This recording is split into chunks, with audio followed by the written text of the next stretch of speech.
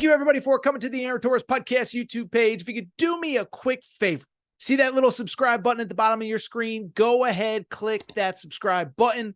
Really does help our channel grow, our audience grow, and I really do appreciate it more than you know. So click that subscribe button. Appreciate your support. Now, here's the video that you came here for. It's coming up, and that is certainly the case. Saturday, 3:30 Eastern in beautiful Knoxville, Tennessee. Georgia, Tennessee. Looked it up this morning. Georgia, a 4-point favorite in the Circa Sportsbook, over under at 50.5. We're going to give you our first thoughts today, and then from there, we'll do our full picks on Thursday. Should mention, as always, we do the college football betting pod, which does deep dives on all the big games.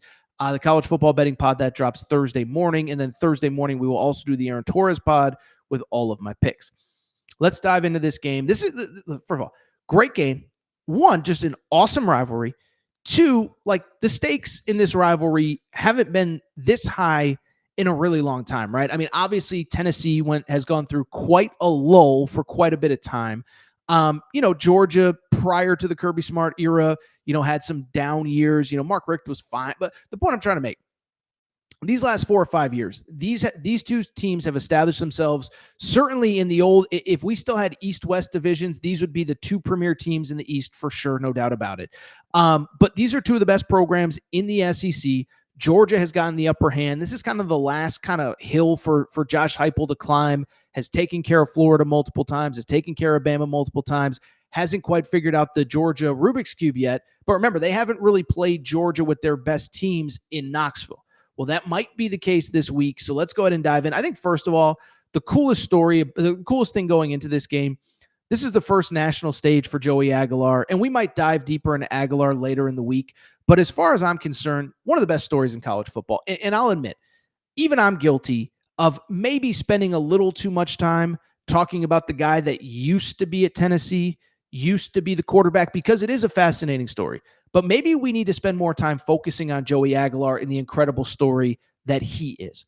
Multiple JUCOs, goes to App State, goes to UCLA. By the way, UCLA recruits over him. Never forget, Deshaun Foster had it wasn't really a quote, but it was a paraphrase quote where he said, I didn't like that kid's study habits.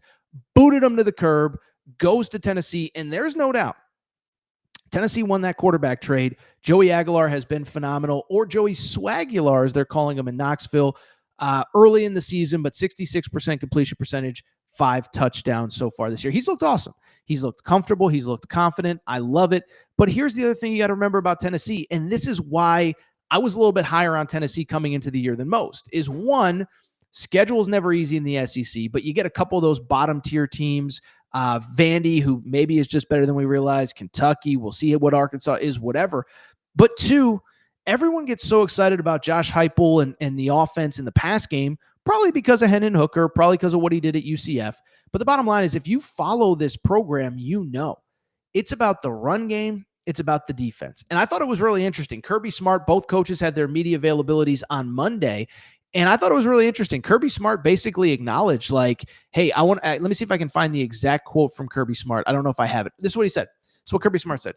He said, they're built around running the ball and stopping the run, and they're really good at both. And so, again, I think if you're not a Tennessee fan, you think there's this perception, just throw the ball 50 times, put up 70 whatever against East Tennessee. That's who they are. That's not who they are at all. They've been, I believe, in the top 4 in the SEC every single year in rushing under Josh Heupel. They run the ball really effectively. Remember, last year, Dylan Sampson was the SEC Offensive Player of the Year.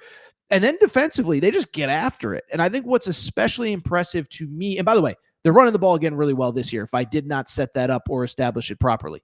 Multi-headed monster. This was another thing Kirby Smart talked about, was basically acknowledging they have a bunch of backs that they want to send your way. Sorry, I got a little itch on my nose here. But they got a bunch of backs they want to send your way. They're all big. They're all physical. They're all tough. Star Thomas already has 3 touchdown runs. Deshaun Bishop is really good, on and on. And so I just bring it up because I think Kirby Smart acknowledged, y'all think that this is just some team that throws the ball around the field. They're defined by the run. They're defined by the pass. They're really good. Defense, once again, looks very good. Again, program I give credit to. You lose players year over year, And some, it's the oldest cliche in football is that some schools rebuild, some schools reload, sometimes you have a good team, but not a good program. Tennessee is officially a good program, and I think that's something that Tennessee fans should be really proud of. As far as Georgia is concerned, let's go ahead and give them credit. 2-0. It's interesting. You want to give them credit. They also have played Austin Peay and Marshall. And I think what's interesting is like even Georgia fans were a little like, what did I just watch after that Austin Peay game on Saturday? Now, in defense of Kirby Smart, that was a game where the start time got moved up. The schedule was weird. I think it was pretty clear. They just wanted to get through that game and get to Tennessee. They just wanted to get that game in and get to Tennessee, but they're 2-0. I think what's interesting about this game, obviously from the Georgia perspective, Gunnar Stockton, this is a kid who has started a college football playoff game, played in an SEC championship, won an SEC championship. This is his first career road start, though, which is kind of intriguing to me. Kirby Smart basically said this week, he's like, look, dude, we'll be honest, we practice year-round for noise in road environments. This isn't something that he's going to hear noise at practice for the first time this week. He's like, we practice this year-round. But it's easy to say that now. It's also much easier to say that, or it's easy to say it now, but we'll see what happens when there's 100,000 people in orange, yelling at the top of their lungs. So we'll see what happens with Gunnar Stockton. I think the other interesting thing, 2 of their starting offensive linemen this last week left the game with injuries. Now, both are expected to play. We'll see what they look like against what's obviously the best defensive line that they faced. And then I think what's also just interesting is how does Georgia run the football? It's easy to forget this last year. And by the way, this is a quick side note. This is why I kind of defend Carson Beck, is because Carson Beck last year did regress, but his receivers didn't help him out, and they didn't really have a run game. The run game has been much better this year, but again, is it a byproduct of facing Austin Peay and Marshall, or is it the fact that maybe they're much improved? Defensively, I don't think there's a ton to report back from Marshall and Austin Peay. Really good defense. They got dudes everywhere. You trust Kirby Smart, top 10 in total defense, top 10 in scoring defense, giving up some yards through the air. But again, when you jump out to big leads on teams, they throw the ball more. I'm not going to freak out about that. But I'll just tell you this. I'm just fascinated by this game. I think the 2 big X factors, we'll make our official pick in this one on Thursday's show. The first big X factor, obvious, right? It is how does Gunnar Stockton play on the road, and how does Joey Aguilar play in his first SEC game? With the Gunnar Stockton stuff, like I said, it's not that I don't trust Gunnar Stockton. I do think it's easy to say that we simulate noise at practice, and it's another thing to go on the road and actually perform in that environment. And then from Joey Aguilar's perspective, I just, how does he look in this first big game? Syracuse is good, but Syracuse is what they are. This is not the same as facing Georgia, even if it is at home. The other factor that I would say, too, I think this is very interesting as well. I think the O-line and protection is going to be very interesting. I mentioned Georgia. 2 of their starting offensive linemen left the game last week with little nicks and bumps and bruises. Kirby Smart didn't seem too concerned about either of them. But what if they can't play? We'll get updates throughout the week, but what if they can't play? What if they're not ready to go? We'll see what that injury report says. And it's worth noting, one of them, by the way, is a true freshman, Juan Gaston, who, of course, is making just his 3rd career start first on the road. So we talk about Gunnar Stockton's first career start. What about a guard making his first career start? We'll see how he holds up. Obviously, look, he's a 5-star kid. He's playing at Georgia. He's going to be fine.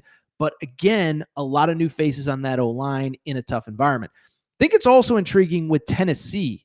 David Sanders. Remember, David Sanders, the number 1 offensive tackle in last year's high school class, has not played each of the first 2 weeks because of a shoulder injury.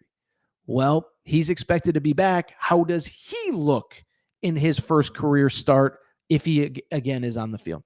So we'll see what happens. We'll make our official pick. I'll tell you this. My early lean is Tennessee. Tennessee plus the points, Tennessee to win outright at home. And I saw some people in the chat say the same earlier in the show, is that you look at Tennessee,